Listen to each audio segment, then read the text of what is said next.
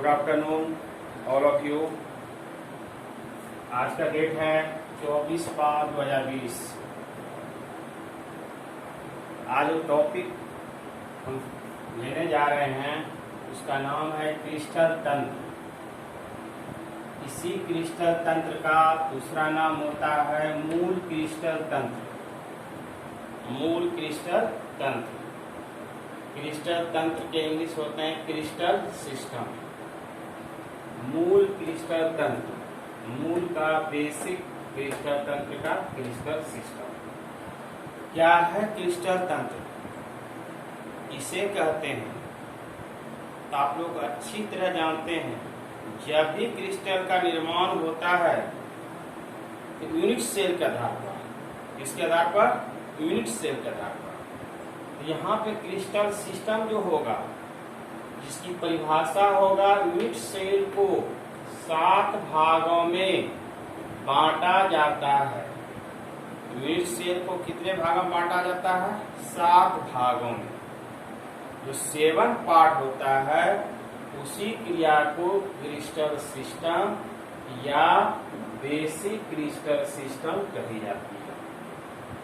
अब इसके जो 7 पार्ट होता है, इसका मतलब है कि क्रिस्टल तंत्र के अंतर्गत आएगा 7 क्रिस्टल सिस्टम। इस 7 भागों में तो नाम ही हो गया सिस्टम का 7 क्रिस्टल सिस्टम, जिसका हिंदी होता है शब्द क्रिस्टल तंत्र। और यह आपकी क्वेश्चन IQ है, इम्पोर्टेंट है, 2 नंबरिया में पूछा जाता है परिभाषा। चलिए, इसकी परिभाषा क्या होगा? अक्षीय दूरियां, अक्षीय दूरी को माना गया है ABC और अक्षीय कोण अल्फा बीटा गामा के आधार पर क्रिस्टल को 7 भागों में बांटने की क्रिया को 7 क्रिस्टल सिस्टम कहते हैं। पुनः एक बार समझिए कि 7 क्रिस्टल सिस्टम में इसकी परिभाषा कुछ छिपा हुआ है। क्या है परिभाषा? अक्षीय दूरियां तथा अक्षीय कोणों के आधार पर क्रिस्टल को 7 भागों में जो बांटा जाता है, वैसी क्रिया को 7 क्रिस्टल सिस्टम कही जाती है। अब ये 7 क्रिस्टल सिस्टम में अक्षीय दूरियां कहाँ से आया, अक्षीय कोण कहाँ से आया? चलिए, इसके लिए आपको पहले हम फिगर बताएं। और फिगर भी आप जानते हैं, क्योंकि यूनिट सेल आपने पढ़ा है। यूनिट सेल फिगर जब बनता है तो जानते होंगे क्यूब का निर्माण होता है, घन का निर्माण होता है। चलिए, घन का निर्माण करते हैं। यह फिगर हमने, आप जानते हैं इसमें 4 कॉर्नर होता है। 4 कॉर्नर से फिर हमारा 4 कॉर्नर हुआ,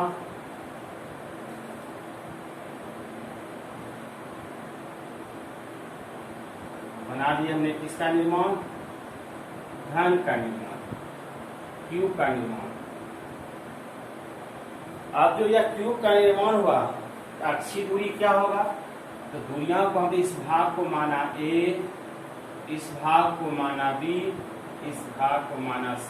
किसी को भी मान सकते हैं, ABC आपको जैसे इच्छा हो इसे मान सकते हैं। यही आया अक्षीय दूरियां ABC। अब अक्षीय कोण क्या होगा? इस कोण को माना गया अल्फा, इस कोण को माना गया बीटा और इस कोण को माना गया गामा। अब आप कहेंगे अल्फा क्या फिर से नहीं मान सकते अल्फा बीटा गामा, यानी कोण को आपको मानना है तो अल्फा बीटा गामा। तो अक्षीय दूरियां और अक्षीय कोण अल्फा बीटा गामा के आधार पर क्रिस्टल को 7 भागों में जो बांटा जाता है उसे 7 क्रिस्टल सिस्टम कहते हैं।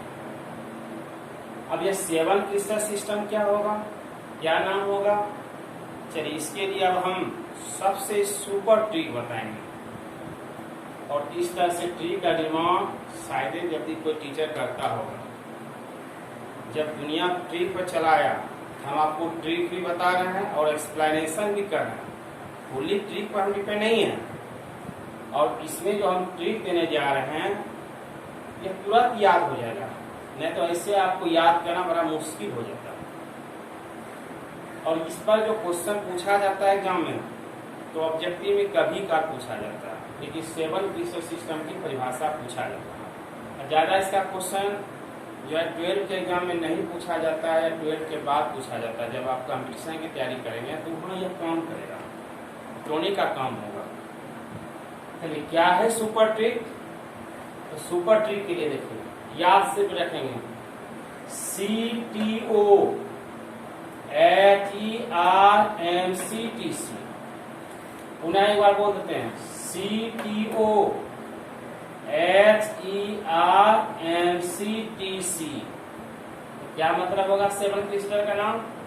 C से होता है क्यूबिक, T से होगा टेट्रागोनल, O से होगा ऑर्थोरोम्बिक, He से होगा हेक्सागोनल, R से होगा रोम्बोहेड्रल, MC आप देखिए M और C, MC से होगा मोनोक्लिनिक और TC से होगा ट्राइक्लिनिक, अब यह जो C से होगा क्यूबिक, इसका आप हिंदी भी चाहेंगे, जिसका हिंदी होता है घनी। T से होता है टेट्रागोनल, जिसका हिंदी होगा चतुष्कोणी। O से होता है ortho, ORTHO orthorhombic, RHOMBIC orthorhombic. O से क्या हो गया? ऑर्थोरोम्बिक। HE से हुआ हेक्सागोनल, जिसका हिंदी हुआ षष्ठकोणी। R से हुआ रोम्बोहेड्रल, जिसका हिंदी होता है समांतर षष्ठफलक। इंग्लिश से अच्छा लगेगा, हिंदी थोड़ा दिक्कत हो जाएगा। MC से होता है मोनोक्लिनिक, एकंताज। DC से होगा ट्राइक्लिनिक, त्रिंताज। अब यह होते कितने हैं, किसका क्या मान होता है, तो इसके लिए हमने लिखा यूनिट सेल के प्रकार। यह जो 7 क्रिस्टल सिस्टम है, प्रत्येक का कितना यूनिट सेल होता है। अब उसी यूनिट सेल के प्रकार को दूसरे तरह से आप कह सकते हैं ब्रावेस लेटिस, जो आपकी यह परिभाषा हम कर रहे हैं नीचे। इसका आंसर भी यहाँ से यहाँ तक छिपा हुआ है, चाहे यूनिट सेल के प्रकार कहिए या ब्रावेस लेटिस कहिए। अब किसका क्या मान होता है, यह तो याद करना बड़ा डिफिकल्ट हो जाएगा, कभी भी कंफ्यूज कर सकते हैं। इसके लिए देखिए सुपर ट्रिक में क्या लिखा हमने, 324 1121, 324 1121, या आप ऐसे बोल सकते हैं 32 41 12 1, 32 41 12 1। अब इसी को मान बैठा दीजिए। क्यूबिक का शुरू में क्या है 3, टेट्रागोनल क्या होगा 2, रोम्बो तीसरा होगा ऑर्थोरोम्बिक का आ गया 32 के बाद 4। अब हेक्सागोनल का 1, रोम्बोहेड्रल का 1, मोनोक्लिनिक 2 और ट्राइक्लिनिक 1। आगे सबका मान। अब यहाँ पे हम टोटल कर देंगे। अगर यहाँ पे हम टोटल कर दें, यहाँ पे टोटल लिखते हैं, सबको जोड़ देंगे 14 हो जाएगा। कितना हो जाएगा 14। 3 2 5 4 9 10 11 12 13 14। आगे अगर प्रावेश जालक या आकाशीय जालक पूछा जाएगा कितने प्रकार के होते हैं, 14 प्रकार के। अब देखिए अक्षीय लंबाई, जिसका इंग्लिश होता है एक्सल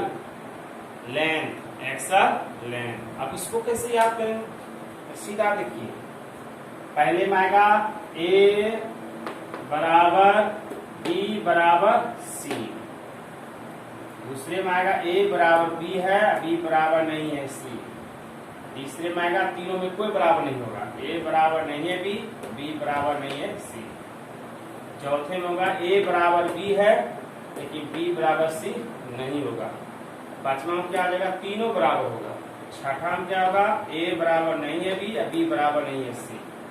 सातवां में क्या होगा, तीनों में से कोई बराबर नहीं होगा।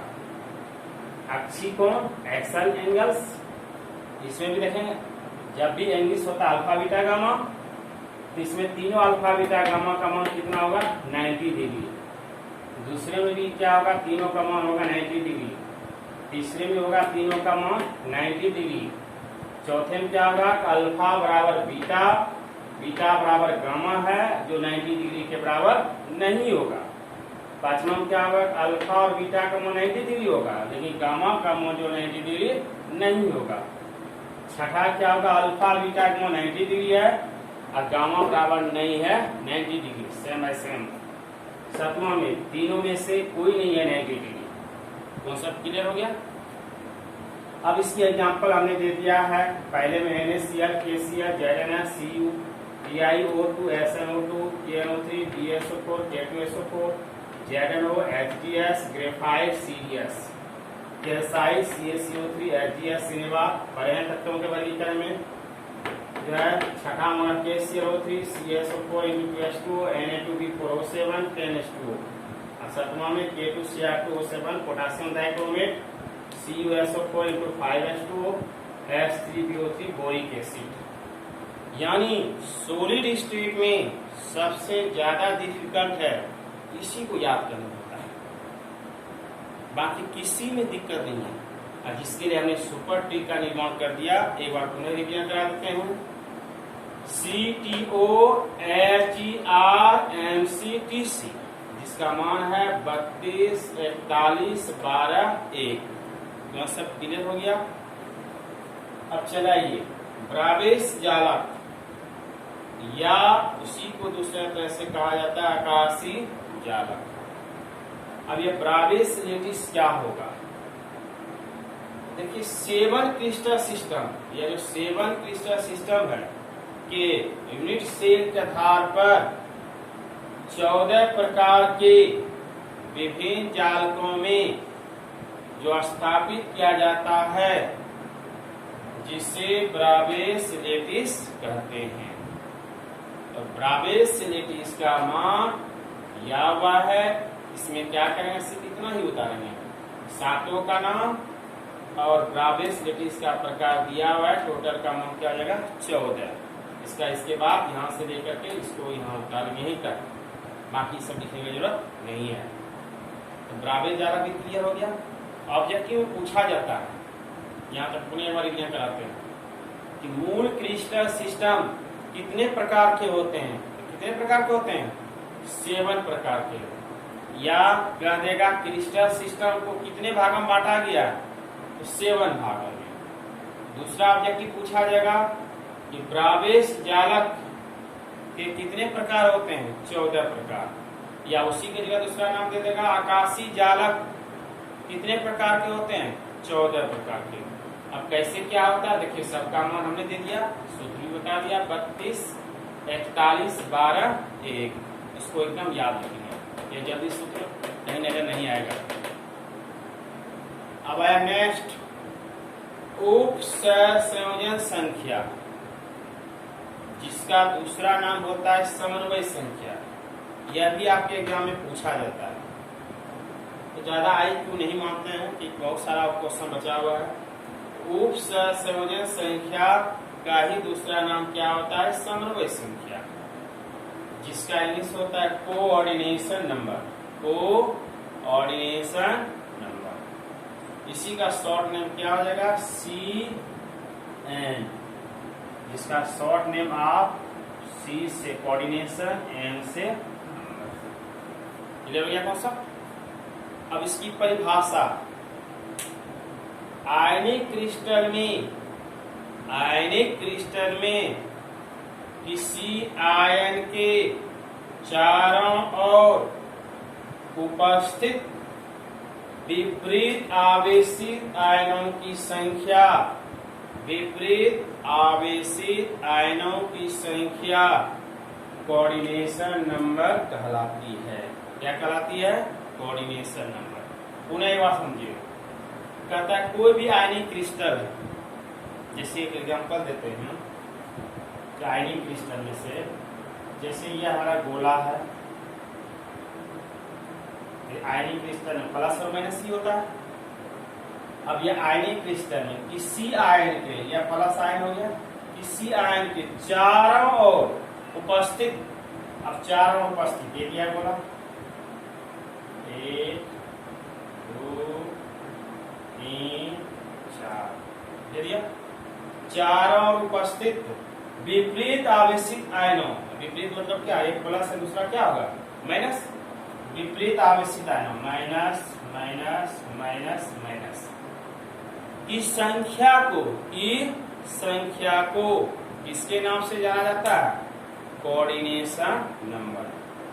दूसरा, इसी को मान लिया इस तरह से अगर आप नहीं बोलना चाहते हैं, इसकी दूसरी भी परिभाषा है कि किसी क्रिस्टल के, यह जो गोला होता है अभी कणों से बना होता है। अब ये भी कण का मतलब आप अच्छी तरह जानते हैं कि या तो अणु होगा, या तो परमाणु होगा, या तो आयन होगा।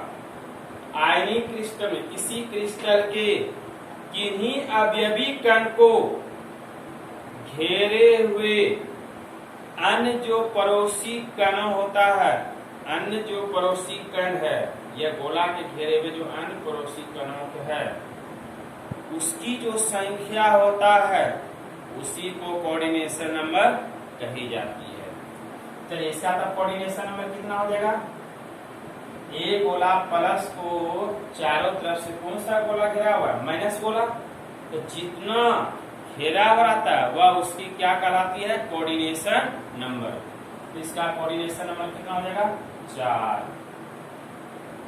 अब दूसरा फिगर चलते हैं, यह पहला फिगर हुआ, दूसरा में अब ले लिया हम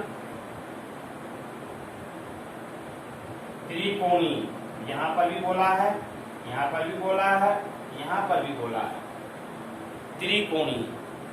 अब यह त्रिकोणी मतलब क्या आता है, त्रिभुज है, 3 गोला है, या तीनों गोला के संपर्क में है, तो कहता है त्रिकोणी का कोऑर्डिनेशन नंबर कितना होगा। अब बताइए कितना गोला घेरा हुआ है, 1 2 और 3, इसका कोऑर्डिनेशन नंबर कितना 3 आ रहा समझ में, इसका कोऑर्डिनेशन नंबर कितना होगा 3।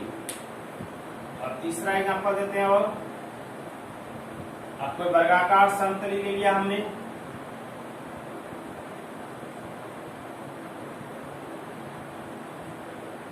एक गोला, 2 गोला, 3 गोला, 4 गोला।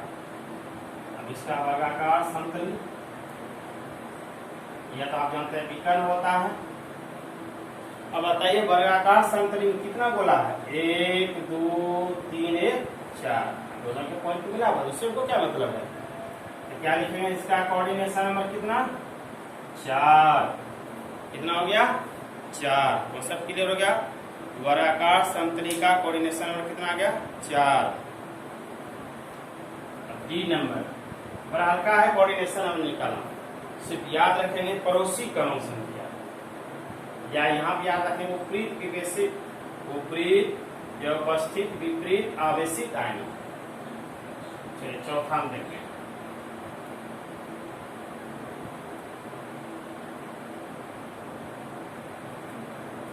अब यहाँ से ले लिया, घन का निर्माण होता है, 1 गोला 2 3 4 5 1 6। अब इसको निकाल देंगे, क्यों का निर्माण हो जाएगा, नहीं ऐसे नहीं, आपको पकड़ना है तो इसी तरह से आपका दिया रहेगा, इसके बीच से हमको कोई लेना देना नहीं है, जैसे यहाँ पर भी देखा आपने। अब इसमें पूछा जाएगा कि अष्टफलकी का कोऑर्डिनेशन नंबर कितना होता है, पूछा जाएगा अष्टफलकी का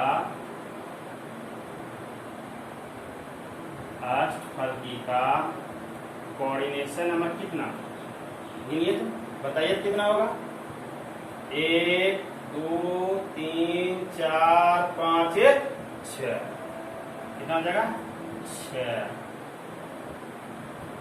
कॉन्सेप्ट क्लियर हो गया। एक और दे देते हैं डी ई नंबर, इसको तो बताना ही होगा आपका ई नंबर।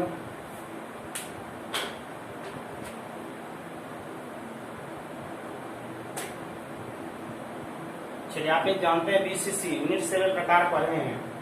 अब क्यूब का निर्माण करते हैं, उसका कोऑर्डिनेशन नंबर ये बना लिया।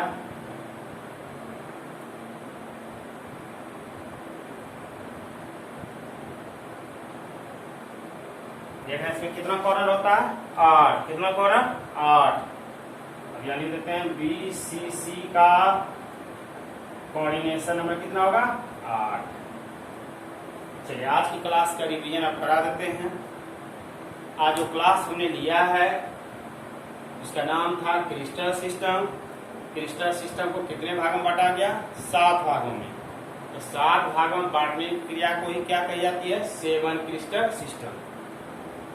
और 7 क्रिस्टल सिस्टम का जब निर्माण होता है तो दूरी और कोण होगा ही। तो अच्छी दूरी और अच्छी कोणों के आधार पर क्रिस्टल कितने भागों में बांटा गया 7 भागों में।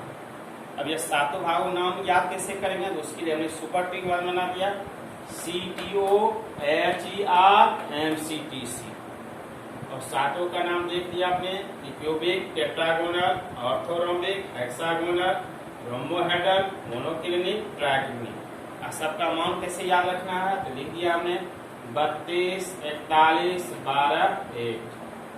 इस सबका मान बैठा देंगे और जो मान बैठेगा वह क्या कहलाएगा ब्रावेस जालक। क्या कहलाएगा ब्रावेस जालक। तो ब्रावेस जालक का ही परिभाषा हो गया कि 14 प्रकार के विभिन्न जालकों में जो स्थापित किया जाता है 14 क्रम से आया सबको गिन लीजिए 14 आ गया जो स्थापित किया जाता है जिससे ब्रावेस जालक कही जाती है। अब लास्ट में आया उपसहसमय संख्या या समन्वय संख्या। इसी का दूसरा नाम है समन्वय संख्या। किसे कहते हैं कहता है कोई भी आयनिक क्रिस्टल जैसे गोला रहता है गोला के ऊपर देखते हैं गोला है तो कहता है उसके चारों जो विपरीत आवेशित आयन होगा वही उसका क्या कहलाएगा कोऑर्डिनेशन नंबर CN। अगर इस परिभाषा को नहीं याद होता है तो चलिए दूसरा कहता है कोई भी क्रिस्टल जो अवयविक कण होता है उसका जो घेरे हुए अन्य जो पड़ोसी होता है पड़ोसी में तो सटा हुआ बाहर का नहीं होगा जो आपके घर के आसपास जो पड़ोसी सटा रहता है चारों होगा तो पड़ोसी कणों की जो संख्या होगा वह उसका क्या कहलाएगा कोऑर्डिनेशन नंबर। तो कोऑर्डिनेशन नंबर तो समझ निकालना। चलिए इस गोला का प्लस का देखा 4 और क्या माइनस आवेश इसका कोऑर्डिनेशन नंबर कितना हो गया 4। अब यह कोई त्रिभुज आया इस त्रिभुज का कोऑर्डिनेशन नंबर कितना हो गया 3। अब यह आया आपका वर्गाकार समतली तो वर्गाकार समतली का कोऑर्डिनेशन नंबर कितना 4। अब आया ये फिगर तो अस्फलकी देखिए आपको थोड़ा लगेगा टुकड़ा से लेकिन जैसे मिला दीजिएगा ऐसे ऐसे मिला दीजिए ऐसे मिला दीजिए क्या हो गया अस्फलकी कोऑर्डिनेशन नंबर 4 और 5 6 कितना आ गया 6। और यह आया BCC।